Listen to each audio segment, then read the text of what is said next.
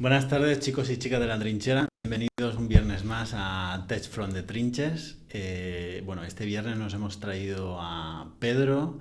Pedro nos va a hablar de el desarrollo tecnológico en tiempos de cambio. Claves para brillar en el 2024.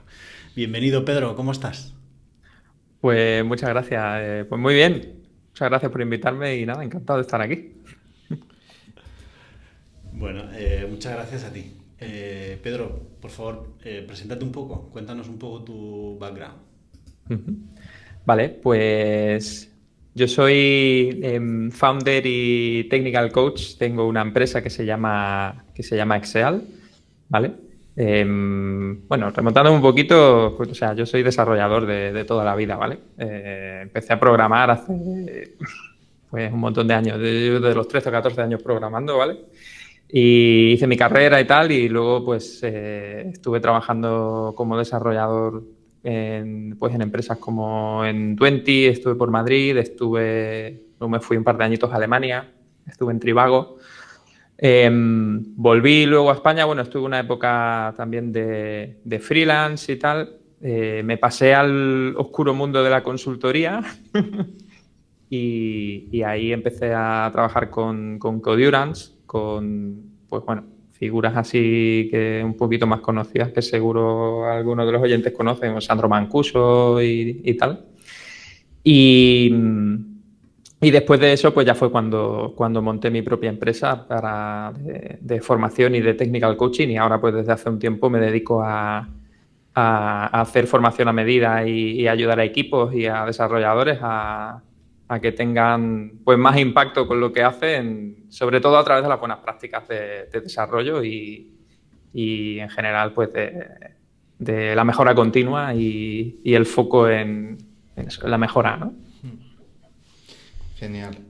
Ujú. Oye, pues la verdad es que a mí me hace mucha ilusión tener a una persona como a ti en el podcast, porque nosotros trabajando en los equipos hemos visto muchas veces es decir, nosotros muchas veces hemos tenido que hacer ese trabajo de mentoría y siempre cuesta cuando no tienes, siempre tienes que hacer un cambio de chip y hay muchas veces que es muy necesario. La primera pregunta que me gustaría hacerte viene un poco en relación con estas revoluciones que estamos viviendo, que pues las inteligencias artificiales generativas que tenemos desde hace poco tiempo, ya se está viendo que, bueno, todo el mundo está diciendo que van a suponer un cambio en los modelos de trabajo y claro, y en el mundo y a los desarrolladores ya vemos que se nos acerca esto, es decir, los generadores de código van razonablemente bien, bastante mejor de lo que uno se esperaría. Bueno, eso no es la única innovación tecnológica que tenemos, sino que las innovaciones tecnológicas son constantes. Entonces, para no alargarme más, lo primero que me gustaría que comentaras es así a grandes rasgos, ¿qué recomendaciones darías a los desarrolladores para que se adaptaran, para que se pudieran adaptar a los tiempos de cambios que vienen? Ujú. Ok. Pues mira, o sea, hilándolo con el tema de la inteligencia artificial, justamente que comentabas, porque es seguramente el tema así más candente a día de hoy, ¿no? De hecho, o sea, es un montón de empresas, bueno, con las empresas con las que estoy trabajando ahora, yo te diría que todas en algún momento ha habido algún tema pero no viniendo de los desarrolladores, sino viniendo de la propia empresa, de roles más de liderazgo, de oye, esto de la inteligencia artificial, pues a ver si lo podemos meter de alguna manera, porque tal, porque hemos oído, hemos escuchado, o sea que está trascendiendo más allá del plano puramente técnico, ¿no? Y de hecho a mí me preguntan también muchas veces, oye, ¿esto cómo afecta? ¿Podemos de alguna forma los desarrolladores formarles en el uso de este tipo de herramientas? Porque como que al final lo que tiene es que son muy, muy vistosas, ¿no? No sé si habéis probado los generadores como ChatGPT para hacer, pues bueno, o sea, te pueden generar, bueno, generadores de código al final ha habido toda la vida, ¿no? Lo que pasa es que pues este es un poquito mejor y es un poquito más listo, ¿vale? Pero claro, yo soy de la opinión un poquito más conservadora, ¿vale? Porque venimos teniendo herramientas muy potentes desde hace muchísimo tiempo, como por ejemplo son pues, los entornos de desarrollo, las herramientas de refactorización o herramientas ya más de automatización que se usan más en entornos de DevOps y tal, infraestructura como código, un montón de herramientas que a día de hoy están pues infrautilizadas, ¿no? Y que mucha gente no las trabaja. Entonces, el tema de la inteligencia artificial es una herramienta más, al final. Entonces, pero bueno, hasta que no lleguemos al punto de aprovechar todo lo que ya tenemos, yo creo que tampoco deberíamos alarmarnos demasiado por estas herramientas nuevas, ¿no? Yo creo que hacen más ruido que otra cosa. Entonces, para mí, mi consejo para alguien que se esté pensando cómo actualizarse en ese sentido sería, lo primero, no dejarse llevar demasiado por el hype, por el ruido que hacen todas estas herramientas, porque eso es la punta del iceberg y muchas veces es más el ruido de lo que realmente es, ¿no? Y luego que hay otras muchas herramientas, otras muchas técnicas, metodologías debajo de ese iceberg que van antes que el usar la inteligencia artificial, ¿no? Yo lo digo siempre que la inteligencia artificial de por sí no te va a quitar el trabajo, pero que alguien que sí que sepa usar bien la inteligencia artificial, pues a lo mejor sí que tiene más probabilidad de competir, ¿no? Y para usar bien la inteligencia artificial tienes que saber una serie de cosas. O sea, tú no le puedes pedir a la inteligencia artificial, oye, escríbeme la solución a este problema tal cual y te la escribe. Tienes que saber pedirle las cosas de una forma muy concreta, tienes que saber, y para eso pues necesitas tener conocimientos de programación, conocimientos de diseño, conocimientos de arquitectura más profundos de lo que tiene la media de la gente, o la mayoría de la gente que se podría preocupar por esto, ¿no? Entonces, mi recomendación es, oye, vamos a empezar por aprender esos conocimientos de base y luego utilicemos la IA como un potenciador de todo eso. Muy interesante, Pedro. Yo la siguiente pregunta la quería enfocar, no sé si podemos llamar que hay una especie de pensamiento mainstream en el mundo del desarrollo de software, que es que, oye, yo mi carrera profesional va a ir en función de lo que la empresa diga en cada momento, ¿no? Sin embargo, tú hace poco has sacado un documento en redes sociales que habla sobre las 10 más 1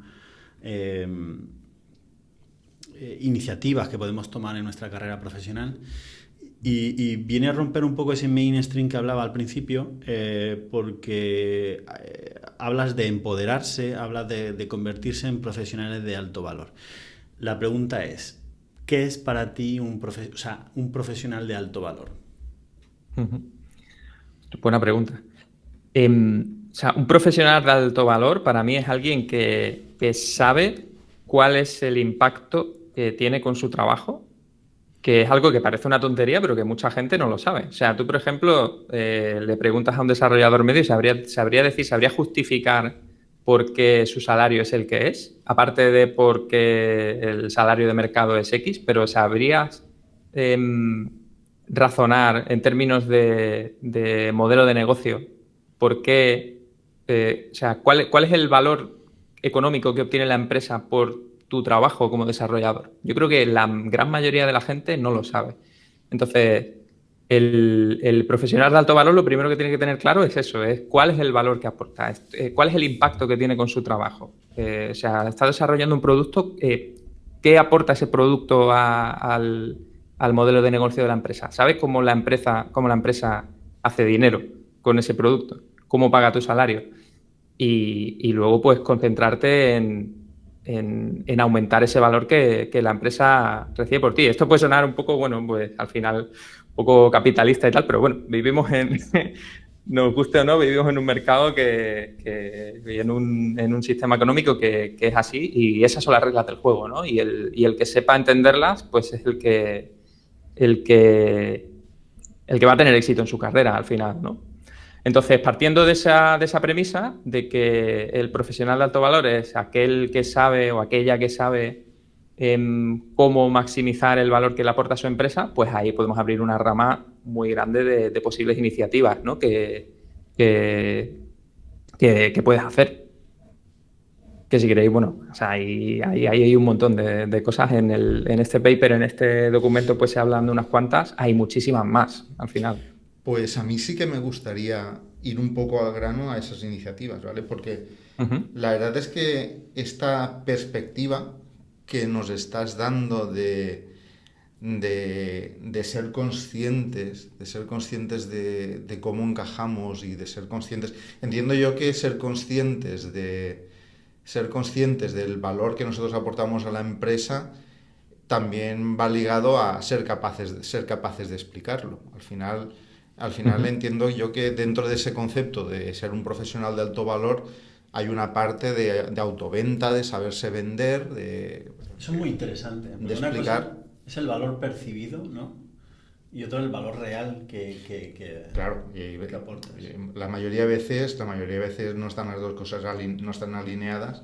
Entonces, quizás la mejor manera de saber cuál es nuestro valor es, pues bueno, pues ser capaces de vender y entrar en un diálogo con nuestros empleadores y al final que entre los dos establezca cuál es el valor real que estamos aportando. A mí ese enfoque me parece muy interesante y sí que me gustaría, no nos va a dar tiempo porque el paper que has publicado es muy profundo y casi que cada uno de los puntos podría dar para un capítulo independiente, pero sí que si podrías hacer un extracto y podrías hacer pues, como un resumen de las cosas más relevantes. Sí que me gustaría entrar en eso, en ver qué acciones específicas o por dónde podríamos ir para eso, para aumentar nuestro valor y convertirnos en profesionales pues, más valiosos. Yo creo que al final, o sea, son muchos puntos los que se cubren ahí, pero realmente se pueden resumir en 3 o 4 claves, ¿vale? Al final, lo que todo el mundo trae de base un poco, pues es la experiencia técnica, ¿no? O el know-how, ¿no? El hacer nuestro trabajo de desarrollador, las competencias, las hard skills, ¿no? Que se le llaman típicamente. Eso es como una base común de la que partimos y que no es negociable, ¿no? Y menos a día de hoy. Y, por ejemplo, hablamos también de reciclarse en el sentido de... Oye, pues ya a día de hoy son raros los equipos que no trabajan de forma multidisciplinar y en los que hay roles mixtos de, pues no solamente un stack concreto, sino full stack, DevOps, trabajamos con entornos cloud y tal. Entonces, el tener conocimiento de toda esa tecnología, eso es indispensable. Pero eso como que lo asumimos como hecho y a partir de ahí, yo diría lo que más marca la diferencia es... el enfocar un mindset de producto y el alinear todo lo que hacemos a nivel técnico, ponerlo al servicio de el producto y del negocio, ¿vale? Es decir, hablando mal y pronto, no fliparnos con que si ahora hay que refactorizar, que si ahora no sé qué, sino, oye, vamos a ponerle la perspectiva de cuál es el valor que estamos aportando con cada cosa que hacemos. Entonces, eso ya rompe con la idea que tiene mucha gente, ¿no? De, a mí déjame hacer mi trabajo de programador, que yo soy programador, ¿no? Es como, no, justamente nuestro trabajo en lo que consiste no es en programar, en tirar líneas de código, sino en resolver problemas a través de esas líneas de código, ¿no? Entonces, mientras antes tomemos conciencia de esos problemas, mejor. Eso lo podemos hacer de un montón de maneras. Ya os digo, acercándonos más a estos roles de producto, a estos roles de negocio, adoptando prácticas como entrega continua, escribiendo código mantenible y sí, bueno, un montón de cosas más. Y luego hay un tema muy importante también que son las soft skills, ¿no?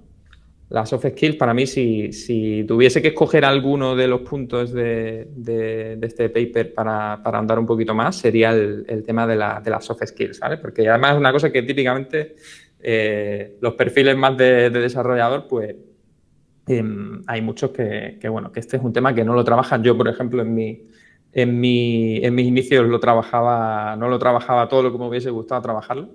Y ahí estamos hablando bueno, de desarrollar habilidades de comunicación. No trabajamos solos en los equipos. Es muy, muy raro que nos encontremos en un contexto en el que estamos solos, no ya con programadores, con otros programadores, sino dentro de un equipo multidisciplinar trabajaremos con gente de marketing, con gente de producto, con gente de ventas, con gente de operaciones, con sistemas, con un montón de roles, y tenemos que aprender a colaborar de forma efectiva con ellos, ¿no?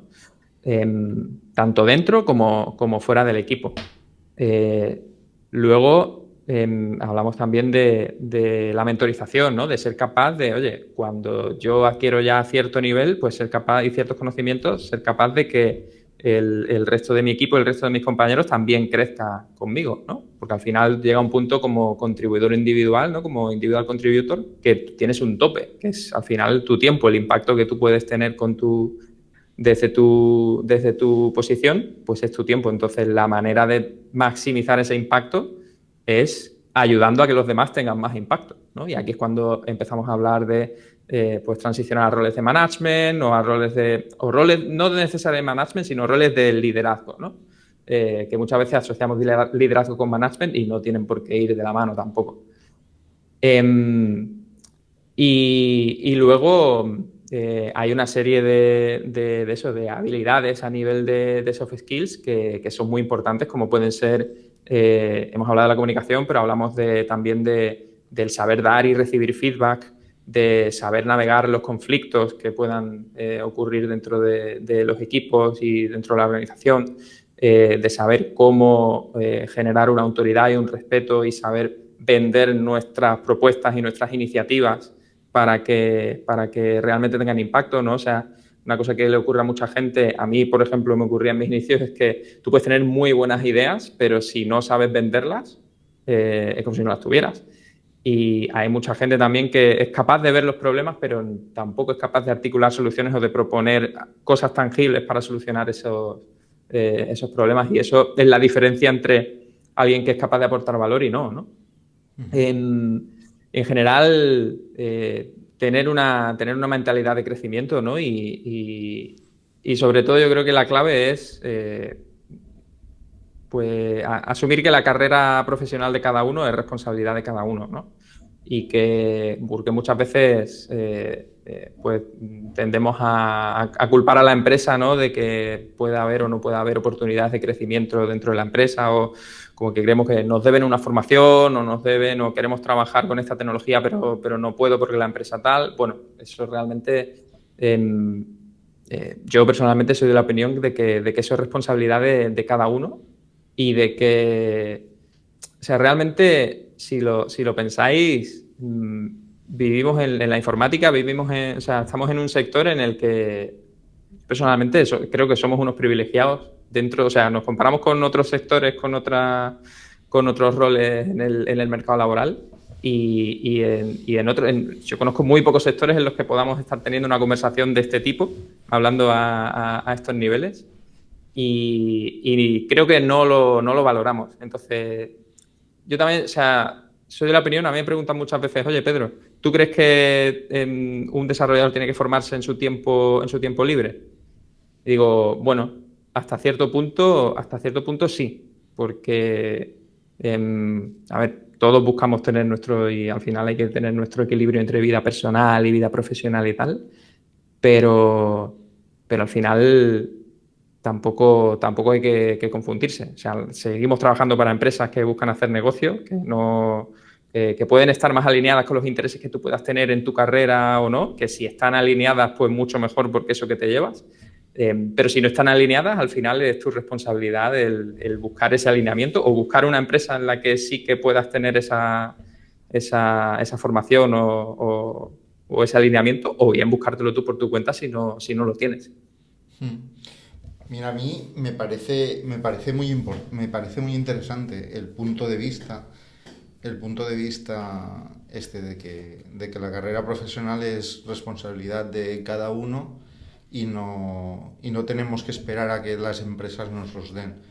Porque al final sí que es cierto que las empresas si las empresas al final necesitan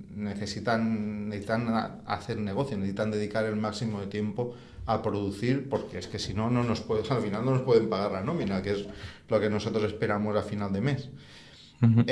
Y poner a la empresa en la tesitura de oye, tienes que dedicar más tiempo a formarme a mí, pues hombre, habrán momentos en los que se podrá hacer y habrán momentos en los que a la que eso no encaje vas a salir perdiendo. Luego también el enfoque que también me parece interesante es cuando has hablado del equilibrio con la vida profesional. Al final, no sé cómo lo ves, pero yo creo que todo no se puede tener. Y al final, ni se puede tener todo, ni todas las etapas de la vida son iguales. Hay etapas de la vida en donde te vuelcas más en el trabajo, hay etapas de la vida que te vuelcas más en tu aprendizaje, otras etapas en las que te relajas. Y bueno, pues las personas nos vamos adaptando. Pero yo creo que, dado la competencia que hay y dado lo complejo que es el mundo, pues al final cada uno tiene que elegir cuánto tiempo mete en cada cosa. Y Claro. depende de en qué metas las cobcosas, pues vas a obtener unos resultados u otros resultados.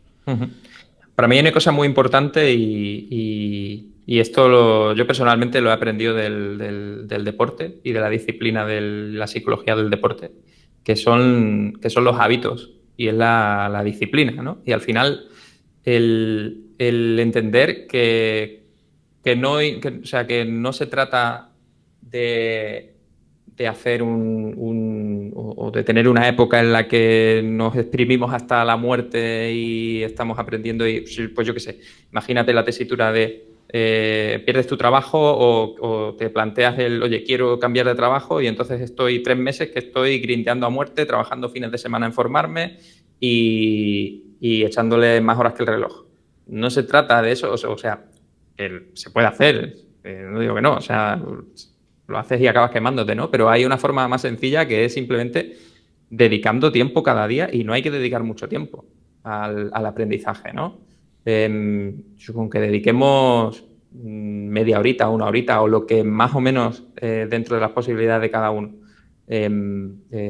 pues tenga cada uno, yo creo que es más que suficiente porque al final de lo que se trata es de ir generando un efecto de interés compuesto, ¿no? De que no dependo de que durante 2 semanas estoy grindeando a muerte, sino de que incorporo en mi hábito y en mi forma de actuar como profesional el hábito de la mejora continua y del aprendizaje continuo.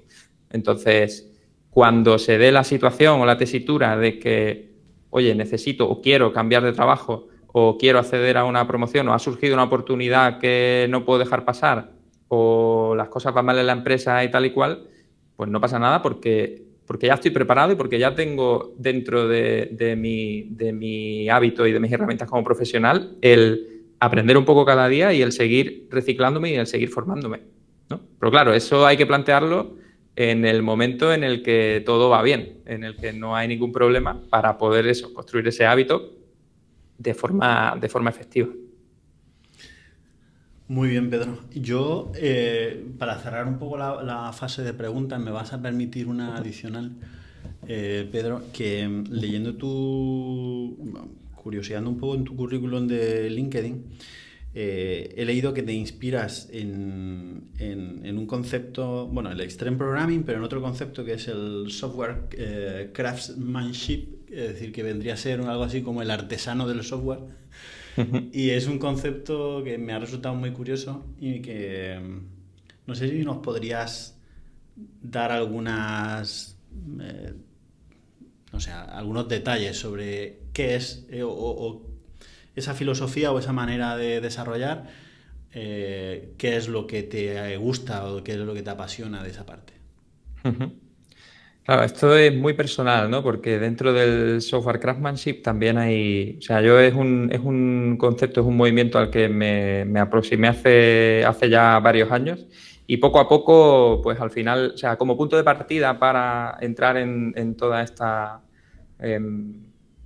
dinámica de mejorar como profesional y tal, está muy bien, pero bueno, luego pues cada uno le va dando sus matices, ¿no? Para mí el craftsmanship o la artesanía de software, por llamarlo de alguna manera, es el hacer, o sea, el esforzarnos por hacer bien nuestro trabajo y por incrementar continuamente nuestro valor como profesionales y por poner ese valor al servicio de las empresas para las que trabajamos y hacer lo mejor que esté en nuestra mano como profesionales. Al final es ética profesional, o sea, no es otra cosa. Lo que pasa es que en algún momento en informática, pues no sé qué habrá pasado, que ha hecho falta darle un nombre, pero al final es ética profesional, es ética de trabajo, no es otra cosa. Súper Sí, interesante. claro, aquí el concepto de artesano es diferente a la artesanía que estamos acostumbrados, porque aquí nosotros, como parte de las buenas prácticas que llevamos por nosotros, hay prácticas que que en el mundo industrial serían de la automatización. Por ejemplo, pues todo lo que es la integración continua y todas estas disciplinas. Al final quizás es un poco difícil entender el concepto de artesanía cuando estamos hablando de desarrollo, porque entiendo que ese concepto de artesanía, como tú lo has definido, queda bastante claro, pero no es renunciar a todas estas automatizaciones y renunciar a todo esta... De hecho, parte del buen hacer es toda esta industrialización y toda esta automatización forma parte del buen hacer y de las buenas Exacto. prácticas y de la ética profesional, entiendo yo. Correcto. De hecho, o sea, en ese sentido, la parte del artesano ahí es el saber elegir bien cuáles son las herramientas con las que trabajar y las herramientas más efectivas, en este caso, pues son estas automatizaciones y esta integración continua y estas buenas prácticas, ¿no? Entonces, no es un concepto que esté reñido. Yo creo que la metáfora de la artesanía viene más por cómo se hace el aprendizaje y cómo se transmite el conocimiento entre profesionales y cómo... porque al final todo esto hay que entender también cómo surge, ¿no? De un deseo de la gente, de los profesionales, por conectar y por compartir todo este conocimiento, ¿no? Y de ahí, pues creo yo que surge la metáfora de la artesanía. Pero igual no es la mejor metáfora, por eso te decía antes que digo, bueno, luego Yo creo que vas cogiendo un poco lo que te interesa de tal para hacerte tu propia ética profesional, ¿no? Yo creo que eso es un tema para hablar aparte, ¿vale? Porque creo que en eso también entra un poco el hecho de que nuestra profesión es bastante difícil de definir. Es decir, en nuestra profesión no está muy claro cuando hablamos de construir, no está muy claro, no es muy obvio el papel que juega el programador, porque realmente el que construye va a ser siempre el ordenador, el que construye en último término es un compilador. Es decir, el programador nunca es una persona que construye, el programador está más cerca de un artista que no de un constructor. Porque al final nosotros estamos siempre dándole órdenes a las cosas que van a construir. Están los compiladores, pero luego están pues todas... al final elegir herramientas, las herramientas con las que trabajaremos, es pues elegir las piezas que se van a encargar de construir lo que nosotros definamos que hay que construir. Entonces, sí que es cierto que en la industria... en las empresas tradicionales el programador no encaja muy bien la figura de programador como artista. El programador encaja más bien en puestos en donde su función no se percibe como que su función sea la de pensar, sino que su función se habla mucho de picar código. Voy a trabajar a picar código. Pues bueno, pues a ver, sí, estás al final tu forma de crear se traduce en que estás golpeando teclas con los dedos. Pero es que tu trabajo no es golpear teclas con los dedos, tu trabajo es lo que estás haciendo, lo que pasa en tu cabeza mientras estás golpeando las teclas. El día de mañana no será golpear teclas, el día de mañana será con los movimientos de los ojos, o será hablándole a un ordenador, o será de otra manera. Es decir, yo creo que el movimiento del software craftsmanship es difícil de explicar porque es difícil de explicar nuestra profesión. No por ese concepto en sí.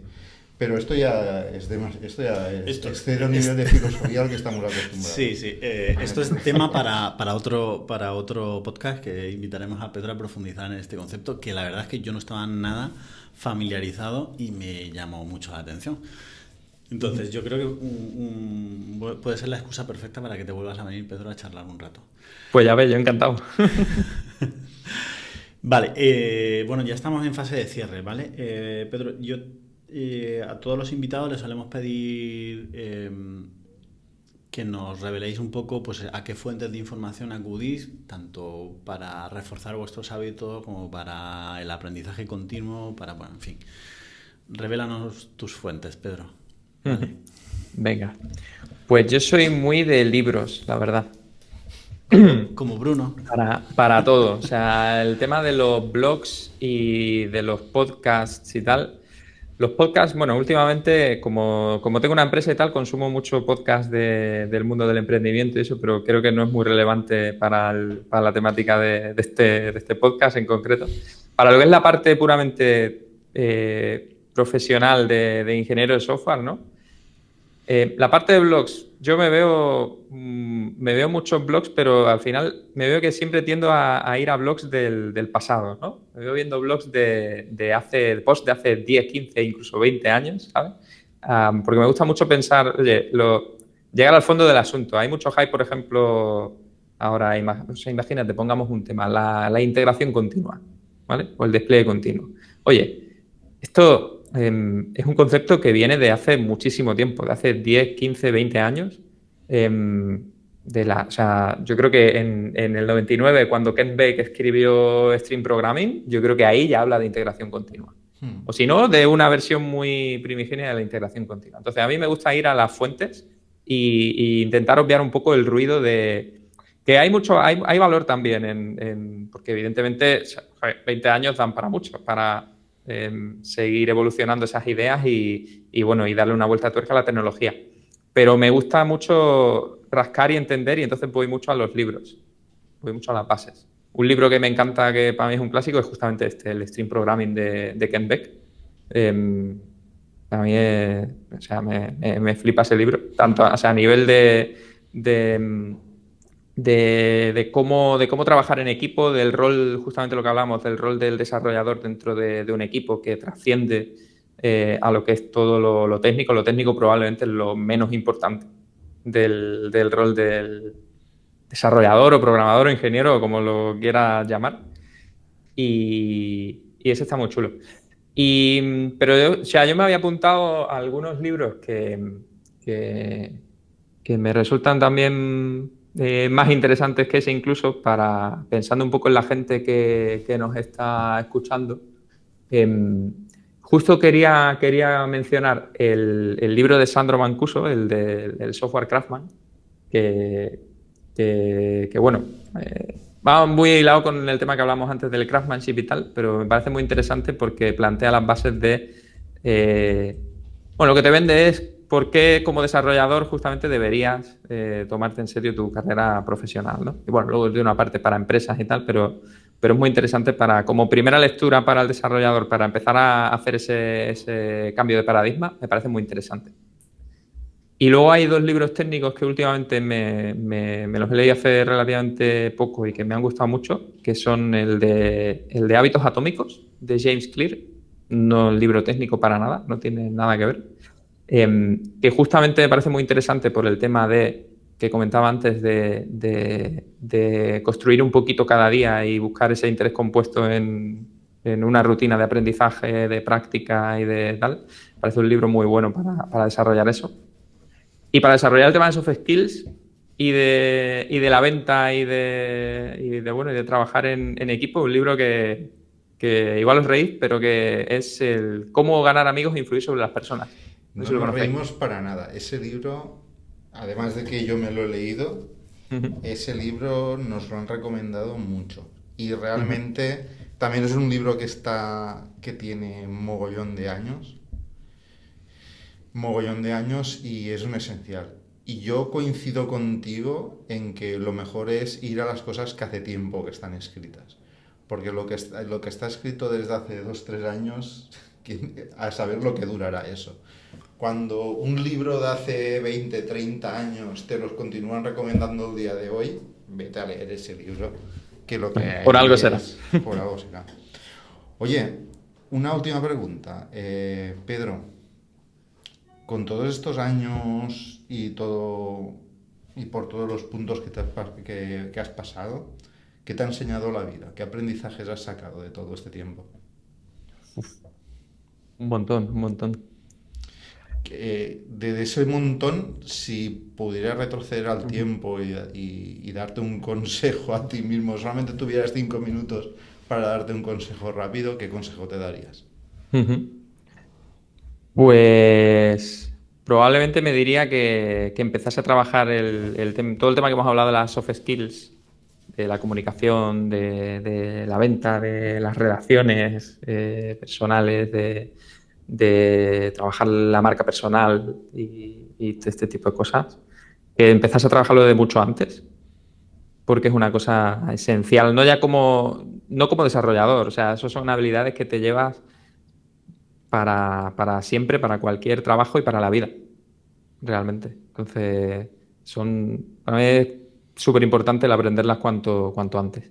Y además te pueden hacer subir de nivel como desarrollador porque es que está feo decirlo, ¿no? Pero es que poca gente se preocupa realmente por desarrollar estas habilidades, ¿no? Entonces es muy fácil destacar de esta manera. Y bueno, no debería ser así, ¿no? Igual, pero lo es. Totalmente. Y personalmente yo conmigo mismo me daría también el consejo de intentar pasar a la acción un poquito más rápido y de hacer más cosas. Al final darle vueltas bueno, ahora aprendo esto, no, ahora aprendo lo otro, ahora o mejor, a lo mejor cambiar de trabajo, hacer esto o tal. Y darle muchas vueltas a las cosas al final y planificar mucho. Está bien, pero está mejor el hacer cosas y el probar cosas y el aprender más rápido. Se aprende más rápido haciendo cosas que planificando. Genial. Nosotros somos muy fan de esa regla, ¿eh? Solo tienes que escucharte algunos podcasts y el sonido para darte cuenta. Nosotros somos un ejemplo de cómo hacer un podcast sin saber ni qué son. Porque llamamos podcast a algo que no lo es. Y bueno, adelante. Bueno, pero al final, filosofía agile, ¿no? O sea, ir mejorando poco a poco. Efectivamente. Lanzamos un mínimo producto y luego lo iteramos y lo mejoramos. Claro. Está perfecto. Se puede mejorar a partir de haber hecho alguna cosa mal. Claro. Pero si no has hecho nada, si no te has puesto a hacer nada, nunca hay nada que mejorar. Efectivamente. Bueno, pues hasta aquí. Pedro, muchas gracias por tu claridad. Me ha encantado. Este episodio me ha encantado. Creo que hay 3-4 perlas en el episodio que vienen a romper un poco los esquemas a muchos. Y esos programas además me resultan, pues eso, caviar puro. O sea que enhorabuena. Muchas gracias.